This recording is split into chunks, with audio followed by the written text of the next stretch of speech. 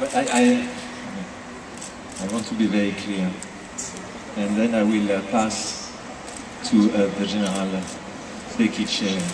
Let me stand up. There was never a single time where FIFA thought about moving or removing this World Cup from South Africa to another country. That's very clear. There was never a single discussion between Blatter and myself where we talked about, now we have to think about a plan B. It has never happened. I mean, not only about security, about organization, about readiness, etc. It was never the case. So whomever is saying that is not saying something correct. Definitely, I want to be very clear, and I do it on the heads of my kids.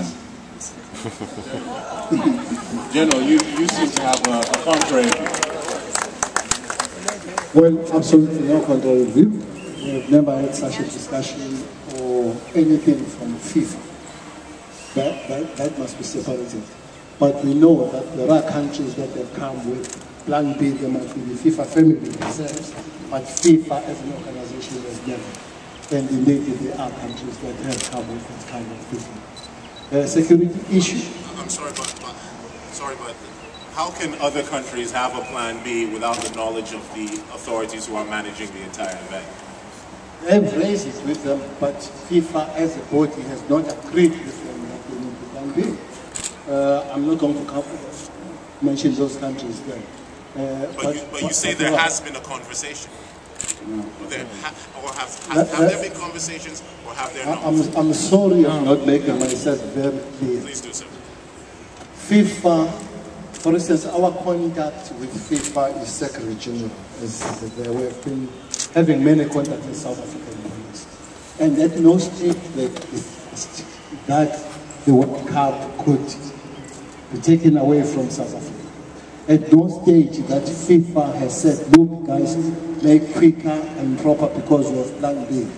But there would be countries that they think they can put their Plan B to FIFA without FIFA saying we're part of Plan B. I think I'm making myself very clear. Okay, Thandiwe, if I could come back to you. What are your thoughts on pricing? Because one of my own views is that I think people are not necessarily staying away because of security concerns. I think they're staying away because of price. And while South Africans entertain this idea that everyone coming from Europe has lots of money and therefore they can be charged virtually anything you like, I think your goal of building South Africa up in people's minds as a well-priced, high-value, and indeed magnificent tourism destination, which it is being undermined, I think, by South Africans who have bizarre notions of what they can and should charge. Have you had any success at all in disabusing them of the notion that people are happy to pay 400 Rand for a steak? Yes, we have. You know, when this debate started a while back about pricing, the department and indeed SA Tourism took it very seriously. And we engaged the industry on this matter. In fact, the minister ensured that a study was underwent to find out if in fact this was the case. And the results of that study clearly showed that the pricing was fair in 80% of the cases. That those institutions that chose to overprice were doing that really on their own because of the free market situation that we are in. And we don't have total control over what people choose to charge. But the debate from our side was always been clear. The industry understands that we'll be shooting ourselves in the foot. And in all fairness to a large amount of the people within the embassy, within the industry, they actually have been very fair, given that we are a value for money destination, and we don't also want to be too apologetic about the fact that we are a value for money destination. We would like to be, but I really want to say that in most cases the overpricing issue was exaggerated also. But when it became an issue, we engaged it, because it is not in our interest to overprice when we want to continue to have people coming back to South Africa. But in fact, something about Europe. Yeah, I think you're right. I mean, and when you see and when you read what's happening over the last 48 hours in Europe, it's quite scary. And the last meeting in Brussels, and the fear about Spain, but also Italy, who is coming in the loop.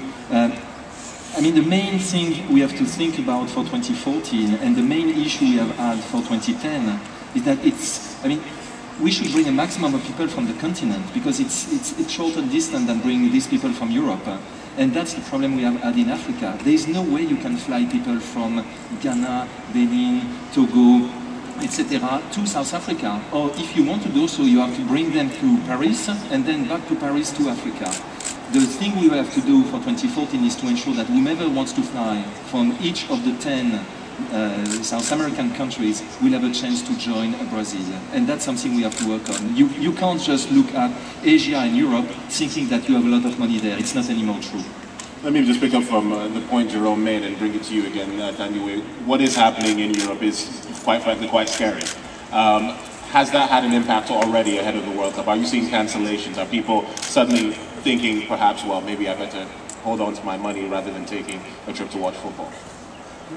Yeah, there have been cases. I mean, and the debate largely is about how many people are we expecting. You know, that's the big question. And we have moved from saying approximately like 450,000, 350,000, and even less, 250,000 for that. What are you saying now? But, you know, I don't want us to preoccupy ourselves with that too much now, because we are where we are now. The World Cup is what, 30 days away, 33? 35 days away. But surely it must concern you that you won't have a beautiful stadium like this filled to capacity. Isn't that what you want? Isn't that part of the whole process, part of the game, to have a stadium like this filled to capacity? We are going to fill our stadia. I cannot tell you sitting here how many people exactly will come. We do not know how many people are going to buy tickets between now and the end of the World Cup. But I do want, for me and our industry, tourism, those people who are here have to have a wonderful experience. And we have to ensure that we also fully utilize the media coverage that we're going to get with the 25, 26 billion people who will be watching South Africa during that time, who will be coming back after the World Cup. So you see, I'm thinking also beyond World Cup now also. We'll get into that, but Jerome, is there any measure, any statistic that you can give us at this point that says, well, we have X number of tickets, with a month to go, this number has been sold, we have X number of bookings, so we can pretty much say that, look, there are going to be a lot of people here? Now again, what I want to say is that definitely we will be in the range of 360,000 people, international visitors coming to South Africa during the World Cup. What I can tell you, based on the ticket sales and the figures we are receiving, again, 110,000 bought in the US, 97,000 in England, etc. What I can say is that the first game here, Germany-Australia, there is no more tickets. The second game, Spain-Switzerland, no more tickets. Netherlands-Japan, few tickets in category 1. Nigeria-Korea Republic, few tickets category 1. Portugal-Brazil, as you can imagine, no tickets. Round of 16, no tickets, and the semi-final, no tickets. So it means that this stadium is sold out, except the two matches, the one on the 19th and the one on the 22nd of June. We are talking about category 1, we will sell these tickets sooner than later. I mean, we will be at 95% minimum. That's for sure now based on the ticket sales and the last ticket sales we are having. Even in the country, we are in the range of 15,000 tickets per day, still in the different centers. So we are okay. I mean, it took quite a long time. It was quite difficult. We have to adapt our system, clearly. But again, definitely, yes, I mean, there will be less people traveling, because today to fly to South Africa, first, there is no more seat. And a seat costs 2,000 euro. And I'm sorry, 2,000 euro, my daughter, she's a doctor, she's in the 7 years of her university as a doctor, she's making 1,400 euro a month. I mean, hopefully she has a father. But, I mean, she will not have, I mean, she will not join the World Cup, so she will be my guest.